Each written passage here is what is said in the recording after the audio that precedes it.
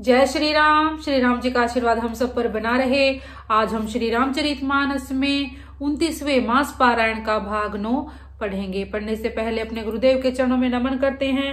भगवान शिव, माता पार्वती, श्री राम जी और सीता माता के चरणों में नमन करते हैं और हनुमान जी से प्रार्थना करते हैं कि वो पढ़ने में हमें शक्ति प्रदान करे और पढ़ने में कोई गलती हो तो हमें क्षमा करे। ओम श्री गणेशाय नमः। भाग 8 में हमने पढ़ा कि मनुष्य शरीर पाकर भी अगर भगवान का भजन नहीं किया तो फिर क्या गति होगी। अब आगे पढ़ते हैं। हे शरणागत के दुख हरने वाले राम जी, आप ही हमारे शरीर, धन, घर द्वार और सभी प्रकार से हित करने वाले हैं। ऐसी शिक्षा आपके अतिरिक्त कोई नहीं दे सकता। माता पिता हितैषी हैं और शिक्षा भी देते हैं, परंतु वे भी स्वार्थपरायण हैं, इसलिए ऐसी परम हितकारी शिक्षा नहीं देते। हे असुरों के शत्रु, जगत में बिना हेतु के उपकार करने वाले तो दो ही हैं, एक आप, दूसरे आपके सेवक। जगत में शेष सभी स्वार्थ के मित्र हैं। हे प्रभु, उनमें स्वपन में भी परमार्थ का भाव नहीं है। सबके प्रेम रस में सने हुए वचन सुनकर श्री रघुनाथ जी हृदय में हर्षित हुए। फिर आज्ञा पाकर सब प्रभु की सुंदर बातचीत का वर्णन करते हुए अपने अपने घर गए।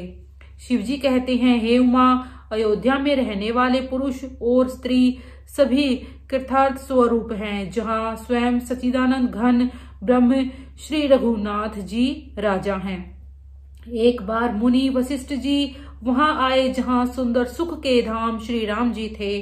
श्री रघुनाथ जी ने उनका बहुत ही आदर सत्कार किया और उनके चरण धोकर चरणामृत लिया।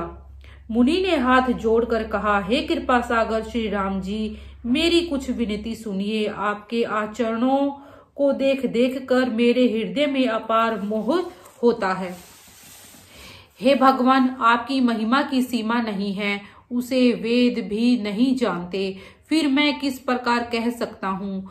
पुरोहिती का कर्म बहुत ही नीचा है। वेद, पुराण और स्मृति सभी इसकी निंदा करते हैं। जब मैं उसे नहीं लेता था तब ब्रह्मा जी ने मुझे कहा था, हे पुत्र, इससे तुमको आगे चलकर बहुत लाभ होगा। स्वयं ब्रह्म परमात्मा मनुष्य रूप धारण कर रघुकुल के भूषण राजा होंगे। तब मैंने हृदय में विचार किया कि जिसके लिए योग, यज्ञ, व्रत और दान किए जाते हैं उसे मैं इसी कर्म से पा जाऊंगा। तब तो इसके समान दूसरा कोई धर्म ही नहीं है। जप, तप, नियम, योग अपने अपने वर्णाश्रम के धर्म श्रुतियों से उत्पन्न बहुत से शुभ कर्म, ज्ञान, दया, दम, तीर्थ स्नान आदि जहां तक वेद और संत जनों ने धर्म कहे हैं उनके करने का, तथा हे प्रभु, अनेक तंत्र, वेद और पुराणों के पढ़ने और सुनने का सर्वोत्तम फल एक ही है और सब साधनों का भी एक यही सुंदर फल है कि आपके चरण कमलों में सदा सर्वदा प्रेम हो। मैल से धोने से क्या मैल छुटता है?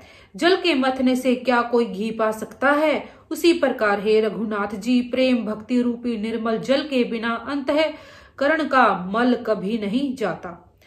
वही सर्वज्ञ है, वही तत्वज्ञ है और वही पंडित है। वही गुणों का घर और अखंड विज्ञानवान है। वही चतुर और सब सुलक्षणों से युक्त है, जिसका आपके चरण कमलों में प्रेम है।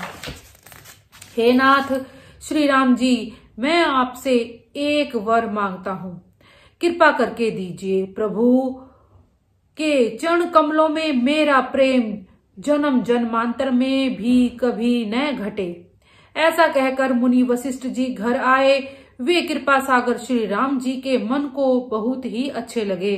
तदंतर सेवकों को सुख देने वाले श्री राम जी ने हनुमान जी तथा भरत जी आदि भाइयों को साथ लिया और फिर कृपालु श्री राम जी नगर के बाहर गए और वहां उन्होंने हाथी, रथ और घोड़े मंगवाए। उन्हें देखकर कृपा करके प्रभु ने सबकी सराहना की और उनको जिसने चाहा उसको उचित जानकर दिया। संसार के सभी श्रमों को हरने वाले प्रभु ने हाथी, घोड़े आदि बांटने में श्रम का अनुभव किया और श्रम मिटाने को वहां गए जहां शीतल अमराई थी, अर्थात आमों का बगीचा था। वहां भरत जी ने अपना वस्त्र बिछा दिया, प्रभु उस पर बैठ गए और सब भाई उनकी सेवा करने लगे। उस समय पवन पुत्र हनुमान जी पंखा करने लगे। उनका शरीर पुलकित हो गया और नेत्रों में प्रेमाश्रुओं का जल भर आया।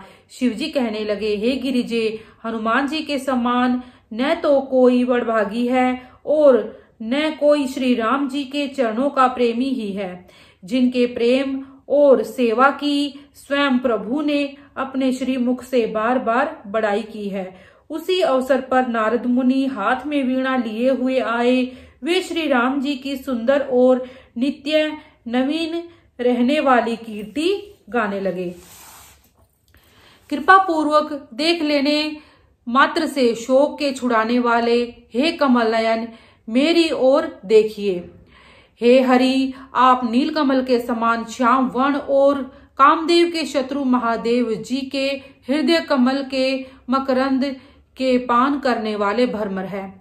आप राक्षसों की सेना के बल को तोड़ने वाले हैं, मुनियों और संत जनों को आनंद देने वाले और पापों के नाश करने वाले हैं। ब्राह्मण रूपी खेती के लिए आप नए मेघ समूह हैं और शरणहीनों को शरण देने वाले तथा दीन जनों को अपने आश्रय में ग्रहण करने वाले हैं। अपने बाहुबल से पृथ्वी के बड़े भारी बोझ को नष्ट करने वाले, खरदूषण और विराध के वध करने में कुशल रावण के शत्रु, आनंद स्वरूप राजाओं में श्रेष्ठ और दशरथ के कुल रूपी कुमुदिनी के चंद्रमा श्री राम जी, आपकी जय हो। आपका सुंदर यश पुराणों, वेदों में और तंत्र आदि शास्त्रों में प्रकट है। देवता, मुनि और संत जनों के समुदाय उसे गाते हैं। आप करुणा करने वाले और झूठे मद का नाश करने वाले, सब प्रकार के कुशल और श्री अयोध्या जी के भूषण ही हैं। आपका नाम कलयुग के पापों को मथ डालने वाला और ममता को मारने वाला है। हे तुलसीदास के प्रभु, शरणागत की रक्षा कीजिए। श्री राम जी के गुण समूहों का प्रेम पूर्वक वर्णन करके मुनि नारद जी शोभा के समुद्र प्रभु को हृदय में धरकर जहां ब्रह्मलोक है वहां चले गए। शिवजी कहते हैं, हे गिरिजे सुनो, मैंने यह उज्जवल कथा जैसी मेरी बुद्धि थी वैसी पूरी कह डाली।